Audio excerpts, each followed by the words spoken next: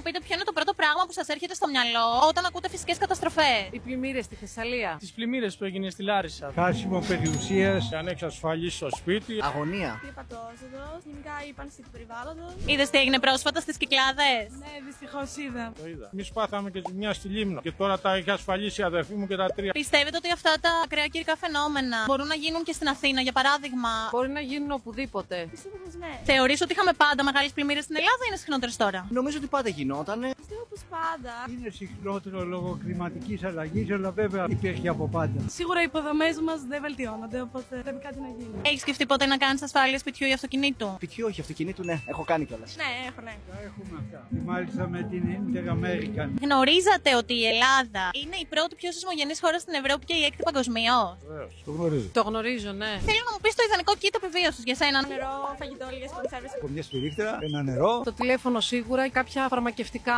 ιατρικά προϊόντα. Πώς, μπαταρίες, αυτά τα πράγματα. Έχεις σκεφτεί ποτέ πώς θα αντιδρούσες σε περίπτωση πλημμύρας, πυρκαγιάς ή σεισμού? Θα ήμουν πολύ δύσκολα πάντως. Θα έβγαινα από το σπίτι τρέχοντας. Τι πιστεύετε ότι θα μπορούσε να κάνει κάποιος για να προστατευτεί από φυσικές καταστροφές όπως πλημμύρες, σεισμοί? Να αποκτήσει μια συνείδηση σε σχέση με το περιβάλλον. Η ασφάλεια βοηθάει. Καταρχάς να ασφαλιστεί. Και μια τελευταία ερώτηση. Φεύγεις από το σπίτι σου πολύ βιαστικά. Κλειδιά, κινητό και τι άλλο παίρνει? Κάποια χρήματα. Τέλεια. Ευχαριστούμε πάρα πολύ.